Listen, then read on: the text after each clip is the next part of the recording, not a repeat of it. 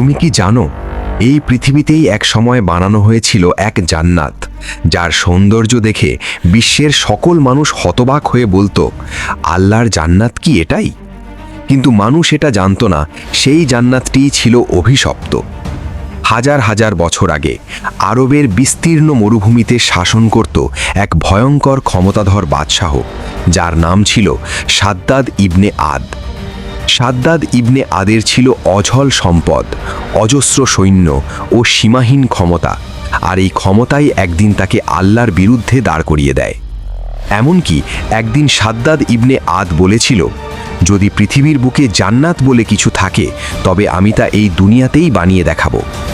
এরপর সে তার সকল উপদেষ্টাদের আদেশ দিলেন, এমন একটি নগরী বানাতে হবে যা দুনিয়ার মানুষ আগে কেউ দেখেনি, যার সৌন্দর্যের সামনে পৃথিবীর সকল রাজপ্রাসাদগুলো ম্লান হয়ে যাবে। বছরের পর বছর লাগিয়ে হাজার হাজার লোকের পরিশ্রমের পর তৈরি করা হলো এক অবিশ্বাস্য নগরী, যাকে ইতিহাস চেনে স্তম্ভের নগরী নামে। এমনকি যেখানে রয়েছে সোনার স্তম্ভ, রূপার রাস্তা, হীরকখচিত প্রাসাদ, আর এমন বাগান যেখানের বাতাসেও ছিল সুগন্ধি, এবং দূর দূরান্ত থেকে মানুষ আসতো সেই নগরীর সুগন্ধি নিতে। অনেকে বলতো, এটাই তো জান্নাত। কিন্তু তারা জানতো না যে এই জান্নাতের ভেতরেই ছিল এক ভয়ঙ্কর বিষ। যখন নবীরা এসে সাদ্দাদকে সতর্ক করেছিল, তারা বলেছিল, হে সাদ্দাদ, আল্লাহ ছাড়া কোনো রব নেই, তোমার এই জান্নাত তোমাকে রক্ষা করতে পারবে না। কিন্তু সাদ্দাদ হেসে বলেছিল, আমার জান্নাত দেখলে তোমরা তোমাদের রবকেই ভুলে যাবে। কিন্তু আকাশের মালিক আল্লাহ তার অহংকার দেখলেন, তার সীমা ছাড়ানো দম্ভ দেখলেন, আর ঠিক করলেন তার এই মিথ্যা জান্নাতের পরিণতি খুব শিগগিরই দেখানো হবে।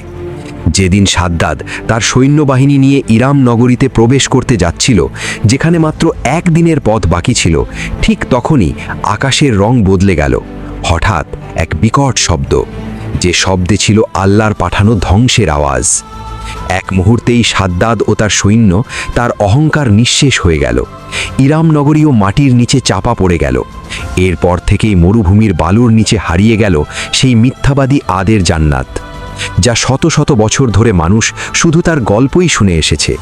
আবার অনেকে ভেবেছে এটা হয়তো রূপকথা, কিন্তু সময় বদলেছে।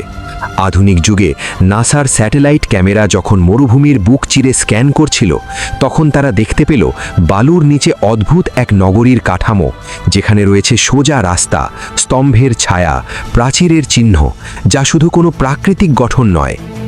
ইতিহাসবিদরা বলেছেন, এটাই সেই হারানো ইরাম নগরী, সাদ্দাদের সেই অভিশপ্ত জান্নাত।